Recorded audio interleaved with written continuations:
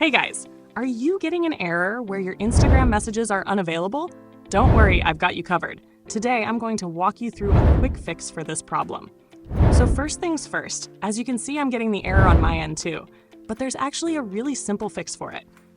All you need to do is close Instagram, then head over to your phone's settings. From there, then select App Settings.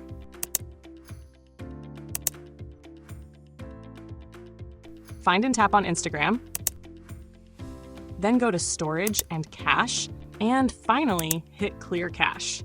This alone fixes most common issues, so give that a try first. If that doesn't work, open the Play Store, go to the Search tab, and type in Instagram. If an update is available, go ahead and install it. Sometimes a bug fix is already out there waiting for you. If there's no update, try uninstalling the app and then reinstalling it fresh. That should do the trick for most of you.